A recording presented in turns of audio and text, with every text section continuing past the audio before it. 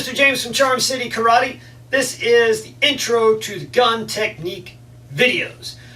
Just like with the knives, I decided to put all the stuff that was going to be germane to the gun technique videos in one spot rather than cluttering up all the gun videos with the same stuff over and over again. This way you watch it once and you're ready to rock. Alright, so things to keep in mind. First, if all they want is your stuff and they have a gun, you give them your stuff. Don't be like that dopey actress that got shot over her purse because she was trying to be a smart mouth. If they just want stuff, give them stuff. If they want something else, they want to take you to a secondary crime location, then you gotta fight. Okay? Wait for your moment, keep it clear in your head, and make sure it is the only thing you are thinking about if you're going to disarm that gun. Don't be thinking about your grocery list, how cool you're going to look, the news, what if you get shot. The only thing you can be thinking about is the disarm. Alright, moving on. Just like with the knives, be prepared for the eventuality of the police showing up. I'm not going to go into all that again. Watch the intro to the knife techniques video, but be prepared for the fact that the police are liable to show up, especially with guns. Guns are a lot noisier than knives, and the cops are liable to be a lot more tweaked if they show up and you have a gun in your hand. Okay? But be ready. Don't be stupid. With gun disarms, they have to be close enough for you to touch the weapon without taking a step or reaching. Alright? General rule of thumb. You need to be able to clap your hands and touch the weapon. If you have to reach, too far. If you got to step, too far. You should be able to reach up, clap your hands, just like you would, I don't know, for a concert, or your kid did a good job, okay? That is about how far. Further, no good. If you got to cover yourself, you think, I don't know, this guy's a tweaker or something, and you've got to be able to do this disarm, and he's too far, cover your movement as you move in, okay? Pretend you're looking for your wallet as you step. Talk to him, all right? You're going to need to verbally distract this guy anyway before you do a disarm if you really don't want to get shot.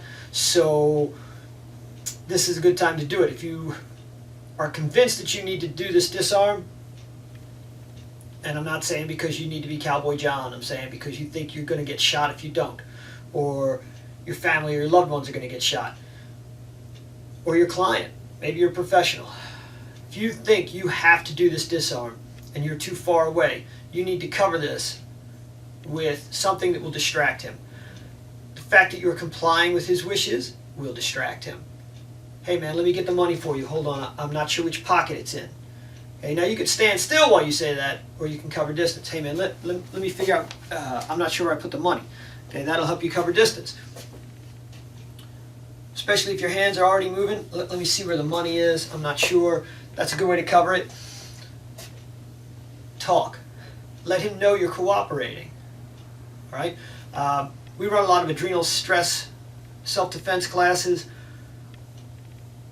One of the best ones that I ever got suckered with when I was the bad guy with the gun was this lady started talking about sex. You know, I knew she was going to talk about something, and I was just like, what is she doing? All I said was, give me $10. And the next thing I knew, she was beating the snot out of me, and she had the gun in her hand. So, you know, it doesn't matter what you say either. You know, you could talk about a baseball score, or what happens is the conversation derails what they're thinking, and they get drawn into it, even if you know that that's what they're doing. Okay, practice it with your buddies. Get a couple of airsoft guns, wear proper eye protection, and try it out. You try the disarm with no verbal distraction, you get shot a lot. Try it with the verbal distraction, works a lot better. Okay, so make sure you're close enough that you can touch the gun without having to take a step. Make sure you use the verbal distraction. When you're practicing disarms, for safety, do not put your finger in the trigger guard. All good disarms involve finger breaks, and most of them involve some sort of a forced trigger pull. Okay, which means that as you are manipulating the gun, the bad guy's going to shoot himself and probably break his own finger. That's a good thing. That means that if you lose the struggle for the firearm, he's not going to be able to pull the trigger. Also, do not index your finger along the weapon. All right, that means you got your finger along the side of the slide. That's also a good way to get your finger broken. Both of those suck, okay? That means you get to do like one disarm and then you're done. Don't do that. When you're doing disarm practice, a lot of times what people like to do is they like one person to get to do 5, 10 disarms. So you get your buddy to hold the gun, you'll do a disarm, you'll hand him the gun back, take it away, you hand it back, take it away, you hand it back. Problem is, what you're training your brain and your body to do is take a gun away and hand it back to the person you just took the gun away from. True story. A guy I know trains a lot of police and military. He was training a law enforcement officer, I won't say where, to save embarrassment for everybody. And what this guy would do is he would get some of his subordinates and he would get them to hold a gun so he could do like, I don't know, 500 or 1,000 of these disarms a day. And it would be their job to just hold the gun on him and he would take it away and hand it back to them. So one day, during the course of his duties, a bad guy pulls a gun on him. And he takes the gun away and he hands it back to the bad guy. And as soon as he handed it back to the bad guy, he went, "Oh no!" The bad guy shot him. He was able to take the gun away again, and this time not hand it back to the guy. But because he had practiced thousands and thousands of repetitions of take the gun away and hand it back to his partner, he had taken the gun away and handed it back to the bad guy. The bad guy took the gun and shot him. If he'd not practiced the hand it back part, he would have had the gun the first time. It's much better to take the gun away, put it on your partner, let them practice a disarm. Or take the gun away, throw it on the ground, let your partner go get it. Take the gun away, put it in your waistband, take a step back, train it on your partner, and then come back, hand it to them, take it away again. Okay, you need some sort of a break in there. If you practice stepping back and drawing down on them, and then disengaging and coming back and handing it to them, in a real situation, when you get to here, and you've got that break where you can go, oh, I got him, hey, lay down, woo! Okay, that's going to be enough of a break where you don't have to go, oh, hey, by the way, wait, what the hell am I doing? No, that's not good, right? Don't practice handing the gun straight back to your partner. It's very bad. All right. If you take a gun away from somebody, and you have your own gun, no judgment here, one way or the other. If you carry concealed, maybe you have a duty gun. Well, if you have a duty gun, you already know this. If you carry concealed, or you're in your house, or whatever, you take a gun away from somebody, and you have yours on you, do not use his gun. You really don't know what kind of operating condition this thing is in. It might not even be loaded. It might not work. Might be a total piece of crap that'll blow up in your hand. You don't really know. So, and he might know. He might know that it has no bullets. So if you take the gun away from this bad guy, and you point it at him, and it has no bullets, and he knows it has no bullets, and you're like, lay down, man, lay down, or I'm going to shoot you, he's going to bum rush you, because he knows it has no bullets. And then you're going to go click, click, click, oh crap, and he's going to tackle you. Now you got a rock in your hand to hit him with. No good. So if you know you have one, and you took his, the best thing to do is to drop his somewhere behind you, draw yours, and put that on him. Okay? Don't rely on his gun if you have your own. If you don't have your own, go ahead. Put his on him. You know, it's 50-50 really whether it works or not. But if you have your own, rely on yours. Don't rely on his. Another thing to think about when you're doing disarms, real guns are a lot easier to disarm from people than those rubber practice guns. Rubber practice guns have some flex to them, so when you're turning the gun, it'll bend a little bit and it'll flex before it'll come out of the guy's hand. Real guns don't bend or flex at all. They're made of steel, not rubber.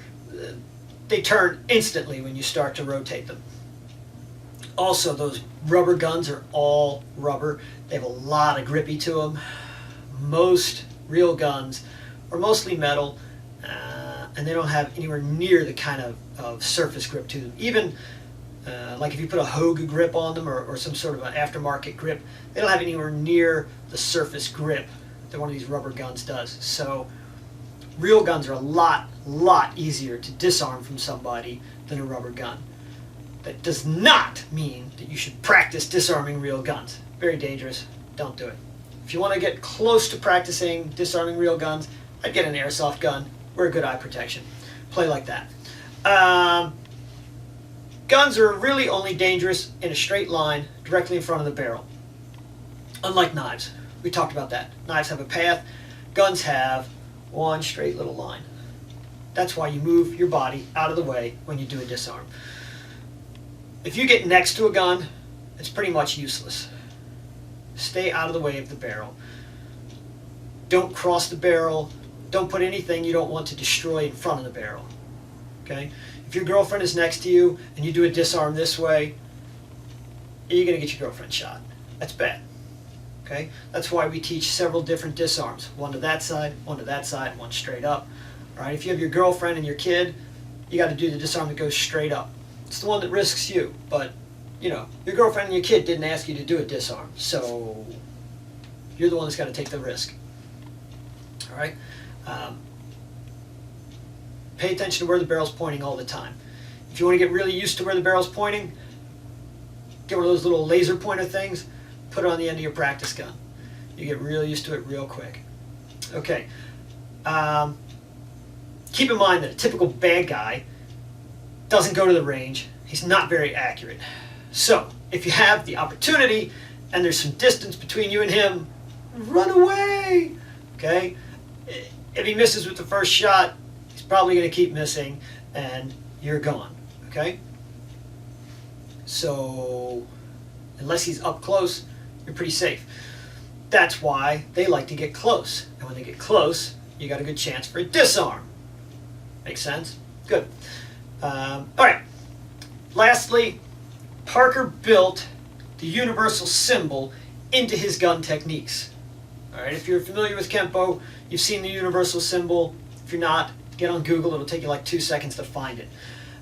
What that means is he wasn't really looking for the ideal weapon techniques with these. He was looking to enhance his art and demonstrate some things with it. So it's not always the best as far as the disarms and the things you do after it. In fact, he has mated together some of his techniques in the movements and stuff. Capturing the rod and broken rod are mates, and defying the rod and twisted rod are mated techniques, if you look at them from the right angles. So keep that in mind when you're doing these. Also, for that reason, in the disarms video, I've shown some very good practical real-world disarms that you can do if you don't like doing fancy Kempo gun techniques.